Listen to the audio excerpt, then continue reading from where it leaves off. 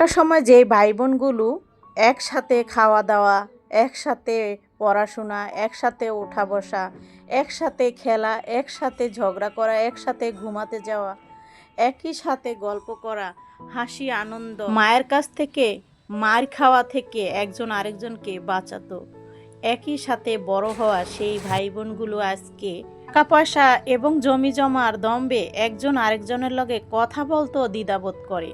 একজন আরেকজনের ইগুর কাছে রক্তের সম্পর্কগুলোকে কবর দিতেও দ্বিধাবোধ করে না। টাকা পয়সা তো আজ আছে, কাল নাও থাকতে পারে। রক্তের সম্পর্কগুলোতে অনেক দূরত্ব চলে আসছে।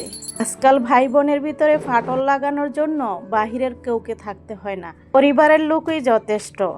আমরা যারা বড় আছি তারাই তো সম্পর্কগুলোকে ঠিক রাখতে পারি না, তো যারা হচ্ছে ছোট তারা কিভাবে সম্পর্কগুলোকে ঠিক রাখবে? তারা কি শিখছে আর তারা কি জানছে, তারা কি বুঝছে? একটা সময় যাদেরকে ছোট থেকে বড় হওয়া, আদর স্নেহ ভালোবাসা দেওয়া, বড় হওয়ার পর তাদেরকে দূরত্ব করে রাখার জন্য পরিবারের একজন মানুষই নষ্ট করে দিতে পারে, বেশি লাগে না। কারণ বড় হয়ে তাদেরকে ভালোবেসে ফেলবে, কি দরকার আছে? ছোটবেলার ভালোবাসা ভুলিয়ে দিব এক মুহূর্তের জন্য। বড় হয়েছ, এখন আমি ছাড়া তোমাদের কেউ নাই। হ্যাঁ, এটাই বাস্তব সত্য কথা। তখন তোমার কেউ ছিল না, তখন ছিলাম আমরা। এখন তোমার সব হয়েছে, পর হয়েছি আমরা। এই হচ্ছে বিষয়। কারণ যেই মানুষগুলোর তখন ছিটাপোটাও ছিল না, এখন তারা হচ্ছে আপনা। আর যারা হচ্ছে ছোট থেকে আগলিয়ে রাখলো, তারা হচ্ছে বেগনা। কারণ সব কিছু হচ্ছে সময়, সময় পরিবর্তন আর টাকার পরিবর্তন, এগুলোই নিয়ে আসে মানুষের মনে হিংসা, মানুষের মনে অহংকার। এই দুনিয়াটা যে কোথায় যে দাঁড়াচ্ছে, মানুষ যে কোন পজিশনে আর কোন পর্যায়ে আছে সব ভুলে যায়।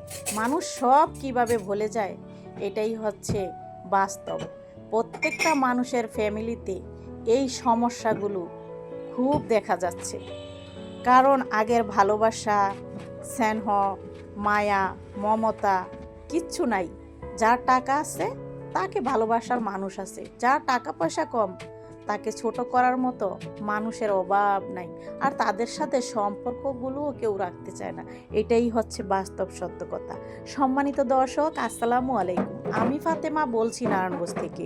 সবাইকে ওয়েলকাম জানিয়ে শুরু করছি নতুন দিনে নতুন আরেকটি লাইফস্টাইল ব্লগ ভিডিও।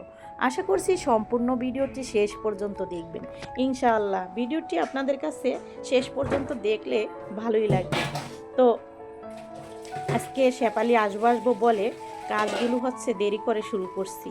এতে তো আমার খবর হয়ে গেছে, মানে আজকে 5 দিন হইতেছে ও আসতেছে না। তো খবর পাঠাইছি যে এতদিন তো হয়ে গেছে। তো তো শেফালির মেয়েকে তো সিজার করে কবে নিয়ে আসছে, মানে গত পরশু দিনই হয়তো বা নিয়ে আসছে। সিজার করলে তো একদিনের বেশি আর রাখেও না। যাই হোক, এখন তো আসতে পারে। ওই যে কাজের মানুষের স্বভাব হচ্ছে খারাপ, কারণ তারা একটু যদি সুযোগ পায় তাইলে ওইটার উছিলা ধরে তারা যে কী করে নিজেরও বোঝে না। তো এদিকে হচ্ছে আমি তো অসুস্থ, পানি কাজি ঠান্ডা ঠান্ডা লাগলে আমার বেশি সমস্যা হয়ে যায়। তো আল্লাহর রহমতে ভালো আছি, ওষুধ খেয়ে ভালো আছি আর কি। যাই হোক, এখন আপনাদের ভাইও আবার মুরগি টুরগি কতগুলা নিয়ে আসছে। এই যে পদে পদে রাখতেছি, এগুলো এক একটা রেসিপি খাওয়ার জন্য এক এক আইটেমের মাংসর পিসগুলো আলাদা করে রাখছি। আর এই যে এখন যেগুলো রাখবো এগুলো হচ্ছে রান্না করব। তবে ঝাল মাংস রান্না করলে খেতে চায় না আপনাদের ভাইয়া আর ছেলে। তো এখন হচ্ছে ছেলে যদিও একটু খায়, আপনাদের ভাইয়া তো খাবেই না। তো কালো বুনা করে দিলে সে খায়। কালো বুনার মশলাটা নাই, তবে আমার ঘরে যে মশলা বানানো আছে, মানে আমার নিজের হাতে তৈরি করা, সেগুলো দিয়ে রান্না করা যাবে। তো চলুন, কালো বুনা মুরগির মাংসের কালো বুনা অনেকেই পারেন না। আমি কিন্তু খাসি মুরগি দিয়ে বেশিরভাগ কালো বুনা রান্না করে আমার ভিডিওতে দেখাইছি। এখানে অল্প পরিমাণেই মাংস নিয়েছি, কারণ হচ্ছে আমরা একবেলা খাবো। তো পেঁয়াজ কুচি, গরম মশলা, তেজপাতা। খুব ঠান্ডা লেগে আছে, বয়স দেওয়ার সময় এমনিতেই কাশি চলে আসে, অনেকবার হচ্ছে কাটাকাটি করি।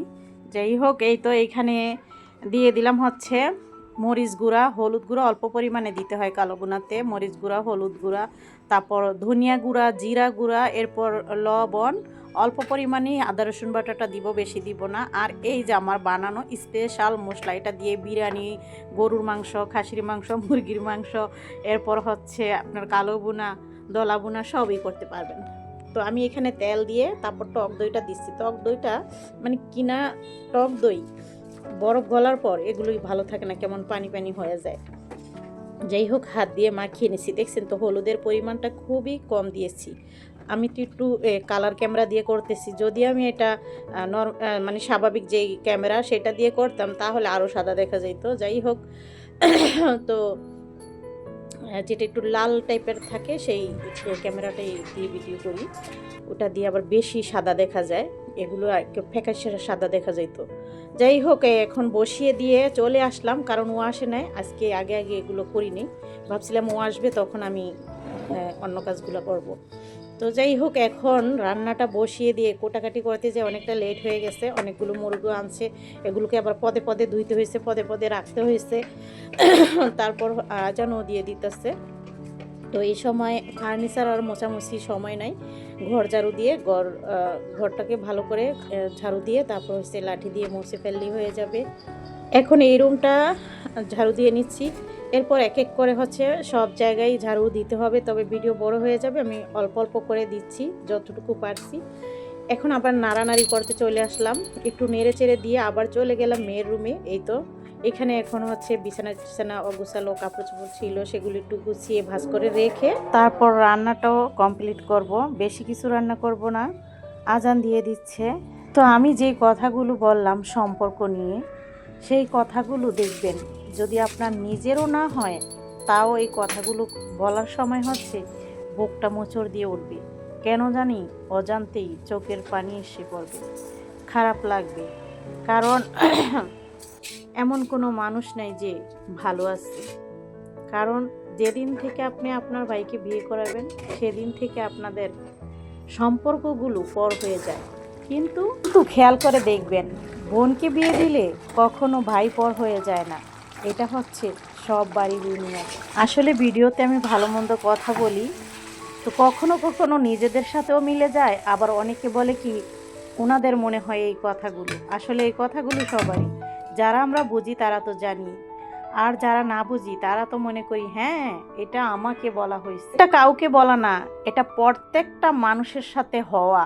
সবাই তো আর আমার মতো কন্টেন্ট ক্রিয়েটর না যে সত্য কথা তুলে ধরবে। এটাই হচ্ছে সবার বাস্তব সত্য।